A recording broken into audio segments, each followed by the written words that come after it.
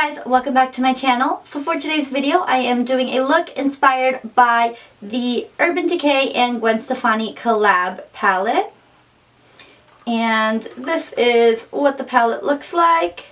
And I was just feeling super inspired to do a look. I kind of had the eye look in mind, but I've also really been wanting to get a little extra bold and play with ColourPop Jelly's liquid lipstick along with Zipper. So I actually went ahead, mixed these two, and kind of took both of my ideas and combined them into one to come up with this look right here.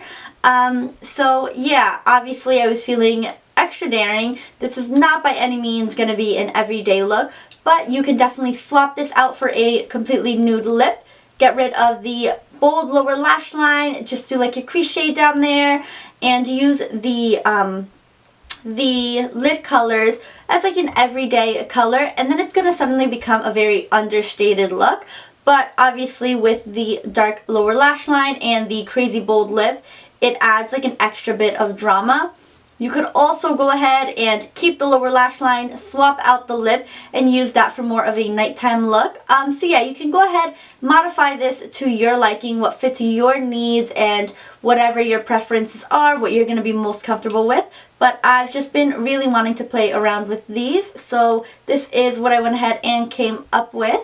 So yeah, just leave me some comments down below. I really want to get into doing some holiday looks next, so leave me some requests in the comment box, and I'll see you in the next one. Bye! So first we're going to start with the shade Blonde, which is the first one here, and I like to use this to really set all of the primer on my eyelids. I just use some concealer, but removing the tackiness from the primer is really going to help everything else blend out a lot smoother. So now going in with the shade Stark, which is like the perfect transition shade, I'm taking it on my fluffiest shadow brush. And notice that I always hold my brushes at the very end of the handle. It really makes everything blend more seamlessly so that you don't apply way too much pressure. So blending that out in the crease, and then going in with the next darkest shade, which is Zone. This I'm applying mainly to the outer corner, blending inwards towards the crease. And I'm not afraid to get a little bit of this over on the lid area. That's actually going to work the best for this look. Just be sure not to bring it up too high so we create a nice gradient. In between every color, I'm going to go in and blend, and now doing the same thing with Anaheim, which is definitely cooler toned. I'm bringing this in a little bit more so on the outside and on the lid. Same thing with Punk, keeping it lower on the lid. It is the darkest brown in here. It's also a little bit cooler toned, but it's beautiful. Concentrating that on the outside corner for some dimension. And again, I'm going to go back in and constantly blend to make sure that this look stays nice and seamless. As you can tell, I just blend kind of sloppily, and that's going to give you the best outcome.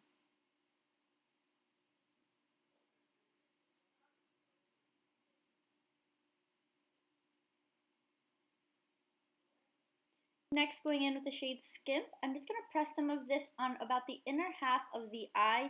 Don't worry, it looks crazy right now, but again, we're going to go in, blend out all those harsh edges, and all that's going to do is very lightly bring a little bit more light and dimension to the eye. Also adding a little bit more of that on the brow bone, and off camera I do also add a little bit more in the tear duct area.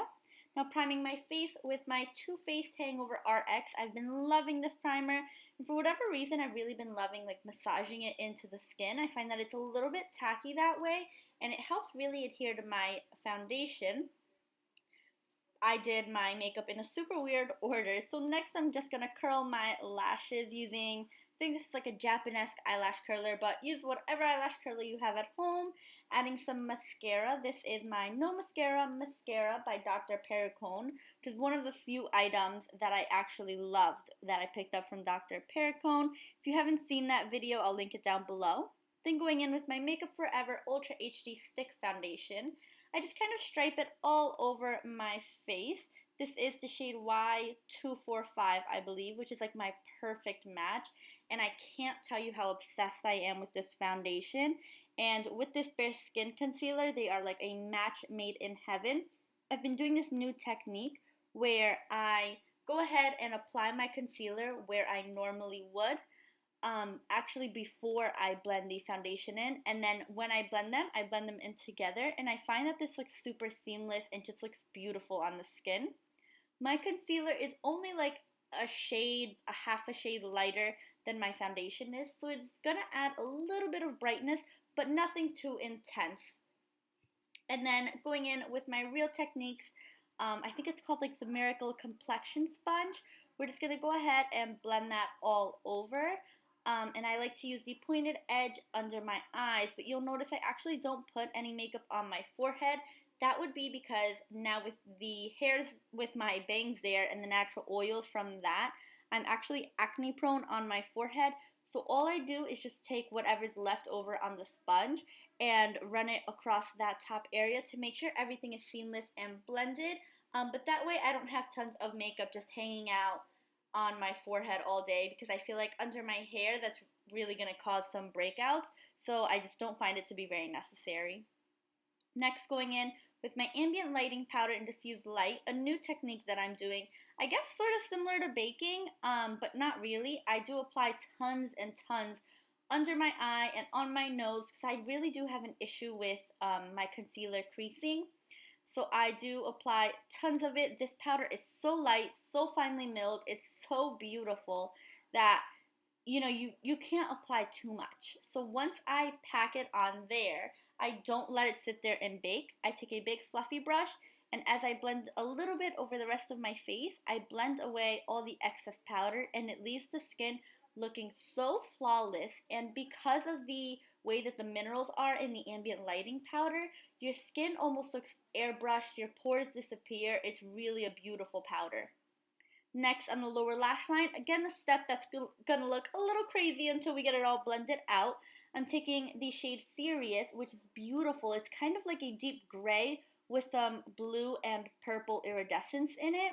I'm going to harshly apply that on the lower lash line and go back in with whatever of the shade Punk is left over on the brush. I'm not adding any extra and just blending that all out. I wanted a kind of intense, smoky lower lash line. It definitely doesn't pick up on camera how intense it was in person, but there you can see the difference when I blended when I was out. Some other steps I did was a nude liner, mascara to the lower lash line, and we're on to contouring. And like I showed you, I am using my Kat Von D Shade and Light palette. I'm using that center shade. And I'm kind of doing a little bit of a structured, bold contour, but I'm not going to go in and clean it up. So it's kind of structured, kind of not, if that makes any sense. I'm actually not going to be using blush today, which is why I wanted it to kind of be structured but soft all at the same time. Then, again, a new technique I've been doing with my highlighter. I'm sort of placing a decent amount right on the top of the cheekbone where I would like it, and I'm not fully blending that out. Then I go in, do my Cupid's bow, I'm going to do my nose. Once most of the product has left my brush, you'll see I'll go back in and just blend all of the highlighter. So it's not going to add too much highlighter all over, but it's really going to diffuse it with my bronzer so that you can't see where one begins and where one ends. Since I'm not wearing blush to kind of marry the two together, this is really going to help keep everything nice and seamless. And I've just been loving how intense it makes my highlighter, but it definitely diffuses it out. Using this crazy shade by ColourPop. It is Jellies, one of their ultra matte lips in a very true royal blue shade. I'm going to use this as a base for the purple lipstick. So I didn't want my lips to be straight on purple. So I found that combining these two really gave me the perfect lip. So using this blue first, which honestly, I love this blue lipstick. I would wear it out. If you feel comfortable, go for it. If not, I mean, by all means, wear this with a nude lip. But I just figured, why not? I have these colors. I was feeling inspired, so I really wanted to play with them and see how it looked with this eye look. Now going in with ColourPop's, I can't remember the name of the shade, so I'm going to add it down below. But I used this on a brush so that I didn't dirty the doe foot applicator and cover it in blue lipstick. And then, the colors were just going to turn a hot mess. So I used it off of the back of my hand with a lip brush from Real Techniques. Married the two together, and it kind of created like this cool ombre lip, which I was really enjoying. They played really well with my lower lash line with all that blue and purple iridescence in there. So yeah, I really like the way that these two paired up. Definitely a bold look, but I hope that you guys enjoyed this. Leave me some requests in the down bar below, and I'll see you guys in the next one. Bye!